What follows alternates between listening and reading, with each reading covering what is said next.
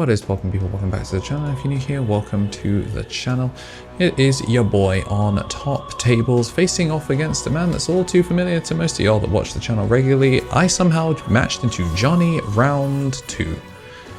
My crimes for turn skipping someone twice. I get punished with Johnny Low, God's gift to Digimon. As yeah, this one should be, it's gonna be a fun one, I can tell you that much. Ludo in the back, as we are going to see no rookie, but he kept it because there's something that we unfortunately have nothing we can do about.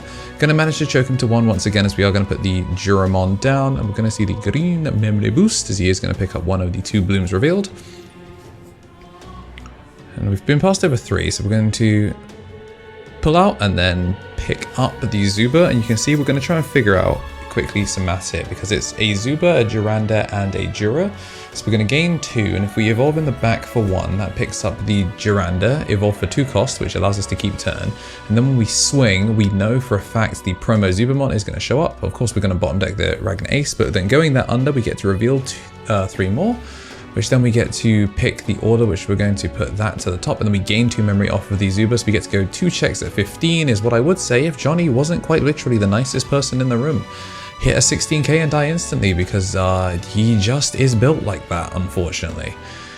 We're gonna pass him 3 as against my will, because you know, you just got, it's best of 1, you just gotta roll with the punches and you just gotta get straight back in, because sometimes your opponent quite simply will just have exactly what you lose to. And he's going to stay in the back, choosing not to play on board, because Ragnar, of course, is a taunt deck that does really want you to push out. And, you know, going up with the Ragnaloardmon, if I had a second one in hand, I'd be taunting the body and then making the 6. So, you know, it'd be really scary in that situation. So I don't blame him for staying in the back here.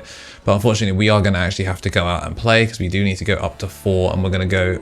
We have the option to go into the starter deck Breeway or the old Breeway. We're going to go for the starter deck Breeway because we want to have a Bloom and Quartz immune Ragnalord. We do find a second Breeway off that. We're going to take the Taunt here, but the problem is we have no protection off of this, and then what we are going to do is now we are going to give it protection, as we are going to put the Ragnar to the bottom, because we already have the Ragnar Ace in hand. And we're going to choke him to 1 once more, but unfortunately the problem is we only have bounce and bot deck protection, which means if a quantum comes down, it can put us in security, because we can't protect ourselves from that, unfortunately. Bloomlordmon is just not, like, it's too old a card to have, you know, full protection, like the when this would leave play, do not kind of thing. So unfortunately we're going to get cooked there. We are going to get the suspension on the Brewer as well, so we could just punch it as the Palmon X does suspend us. Sunflowermon is going to cha-cha slide sideways. Out comes Toge. Toge going to go sideways, play out a brand new Mimi, and Mimi is going to find the quantum. So as we gain back all of that memory, we're then going to go straight back up to 3. Go into Toge X to get the suspension there. And then we are finally going to make the quantum, which is going to put the Brewer to the top, is going to show off our security. 2 Ragnars in there, so no BT3 Ragnar is going to be getting any use. He's going to take that out, and he's going to put the top there. I'm going to take a look at what's in my security, and he's going to put that to the top, so we are going to shuffle. And then he's going to, at the start of my turn, call Digimon to make himself immune to Digimon effects, and he's going to leave it on top because it is a pretty dead draw. Evolve in the back, as again we are just on the back foot here. He's really got us dead to rights right now. Obviously there's not too much damage, but we can't answer the force. We're just gonna have to play him low, pass him 1.